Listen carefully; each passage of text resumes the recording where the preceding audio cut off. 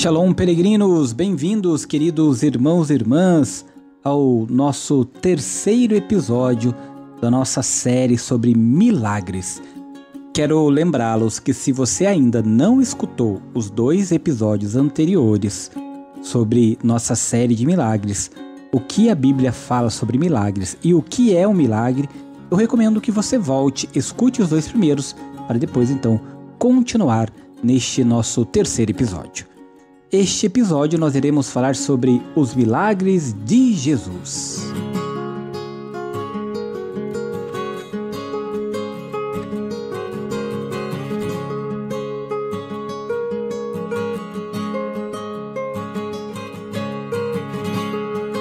Nós queremos aqui falar sobre os milagres de Jesus como sinais. Um sinal não existe por si mesmo, ele aponta para algo de diferente. De acordo com o texto examinado, as obras de Jesus são sinais que apontam para ele. É através destes sinais que João reconhecerá se Jesus é ou não aquele que há de vir. Mas devem também indicar que a era da salvação da qual falava Isaías e que os judeus esperavam há muitos séculos teve início agora com as obras de Jesus. Com ele começam a cumprir-se a antiga profecia e os anseios de Israel. Com a sua presença na história, inicia-se o reino de Deus. Uma das afirmações mais bem documentadas de Jesus é a seguinte. Em Lucas, capítulo 11, versículo 20, nos diz assim: Se é pelo dedo de Deus que eu expulso os demônios, então o reino de Deus já chegou a vós. Jesus ainda não consumou o reino de Deus, e por isso a morte e o sofrimento ainda não foram abolidos por ele. Mas ele proferiu a promessa da salvação divina para todos os homens.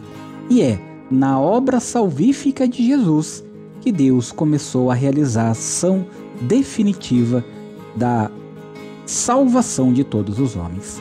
É por isso que, segundo o testemunho dos evangelhos, os milagres de Jesus possuem um caráter escatológico. Eles são como luzes dentro da noite. No momento em que os faróis de um carro iluminam uma placa de trânsito que indicam o caminho, o motorista vê a direção a seguir. E esta informação ainda o orientará, mesmo muito tempo depois de o sinal de trânsito que for iluminado ter voltado a mergulhar na escuridão. Fora do Novo Testamento, não encontramos semelhante maneira de compreender o milagre e aquele que o opera.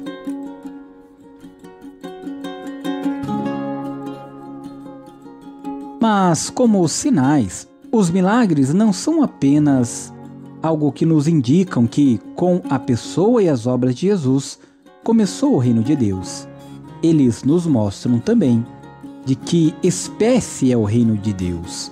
Onde Deus exerce o seu domínio, o homem se salva. E se salva não apenas em sentido espiritual, como, por exemplo, no fato de receber o perdão dos pecados. Jesus não foi somente um pastor de almas.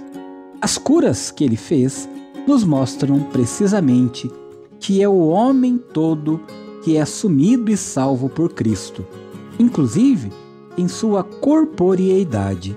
Mas isto, por sua vez, não significa que Jesus tenha sido um curandeiro, um charlatão ou o introdutor de novos métodos de cura. Todos os milagres estão intimamente ligados à mensagem de Jesus. Jesus diz aos mensageiros do Batista que eles devem anunciar o que ouvem e o que veem. Eles deverão, logo a seguir, proclamar as obras de Jesus e a mensagem da salvação que ele traz. Os milagres de Jesus ainda não têm em si mesmos o seu pleno significado. É somente através da sua palavra que interpreta que estes milagres alcançarão o seu sentido unívoco, único e inconfundível entre todos os casos paralelos na história das religiões. Mas é também somente à luz de sua palavra que se vê que eles estão igualmente a serviço do anúncio da salvação e possuem a mesma finalidade que a pregação de Jesus, a de convidar os homens à conversão e à fé, ou seja, a se comprometerem com Deus que se encontra com os homens através de Jesus.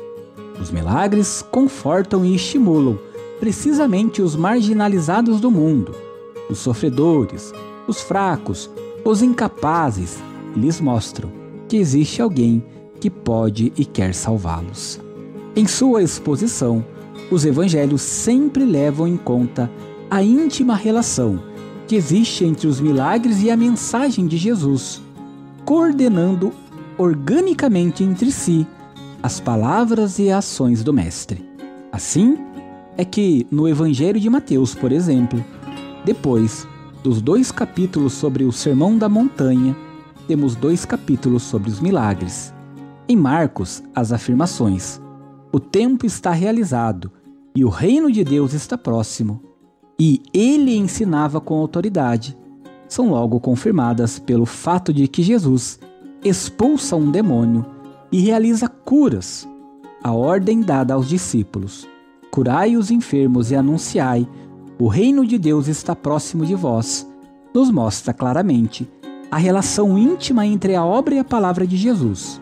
João liga a cura do paralítico, o milagre da multiplicação dos pães, a cura do cego e a ressurreição de Lázaro, cada um a um discurso ou a um diálogo, nos quais Jesus nos revela o sentido mais profundo dos sinais. Isto nos situa em mais uma perspectiva. Enquanto sinais, os milagres exigem a fé.